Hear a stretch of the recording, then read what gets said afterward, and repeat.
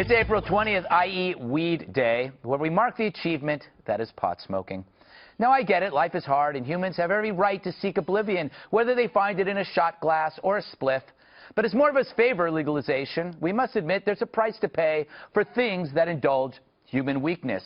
Legalization won't turn you into a pothead, but ambivalence and lethargy will, and pot loves that stuff. You cannot ban what feeds failure, but you can keep an eye on it. The problem with the left, they never connect the dots, so they embrace all change without thought of consequence. The problem with the right, we connect too many dots and we see only the bad, fearing we will become a nation of stoners. Who do you listen to? Well, pot is inert, but we've used it to enable our sloth. Given the choice of punching up a resume or getting high, pot's the easy detour. You mustn't ban such choices, but you can strengthen your resolve. The best things in life are often best as frosting, not cake, Kimberly.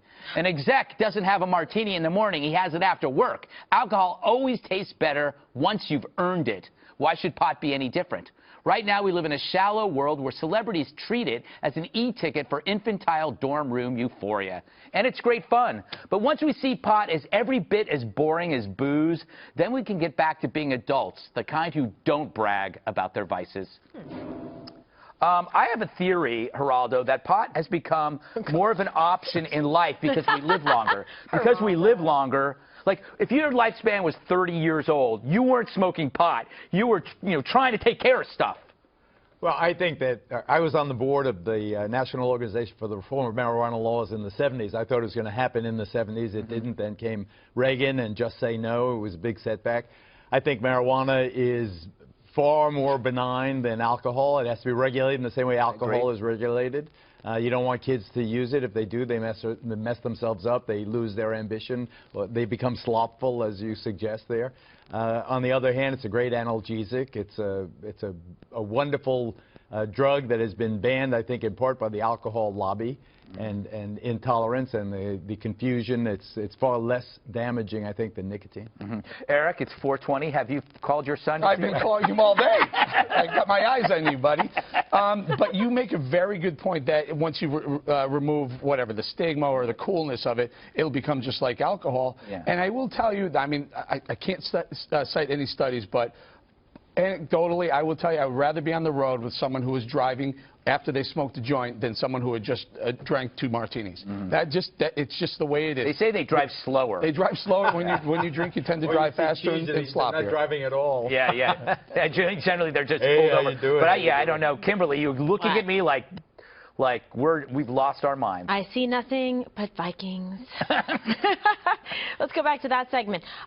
Look, you know where I stand on this, right? Former prosecutor, the whole deal. But I also believe that it does have tremendous medicinal benefits. It's very helpful to people, especially I've seen so many people that I know that have suffered, from cancer. And when you have this type of really valuable tool to use in the fight against cancer to help people feel better and to be able to tolerate their medications to try and heal and get better, there's obviously a lot of plus side to it. But as with anything, just like with alcohol, there can be abuses of it. And so, it's not something I would encourage young people to go out there and, smoke and pot and do whatever. I just think you have to be careful and responsible about anything that you put in your system. Should it be legalized federally?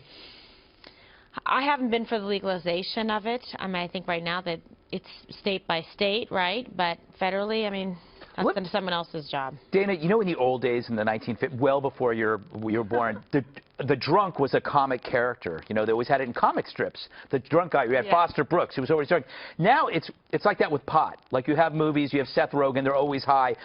Celebrities championing pot is kind of easy for them to do because they don't have to suffer the consequences of a lifestyle of pot. They still make money, whereas co-eds and whatever. People. Yeah, so I have a lot of friends who live in Colorado, I have family in Colorado. There's mixed opinion about what the legalization has done there. Certainly, I think my friends who are parents think that it's been terrible, and my friend who works, he's on the board of a hospital, said that their situation there is much worse. I also just find it personally unattractive. Yeah, well, I don't like it. I hate walking in the clouds of it. Can I read just a couple of tweets from 420 Day? I know we're running out of time here, but this is a tweet from Victoria. Just to let everyone know, the 25-cent pancakes at IHOP is fake.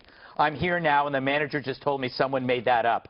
That's a good 420. And this is from Vezi. The funny thing about 420, everyone who is celebrating did the exact same thing yesterday, and they will do it again tomorrow. And then this last one, if you are posting Happy 420 Day and you are over 30, you need to get a full-time job and move out of your parents' basement.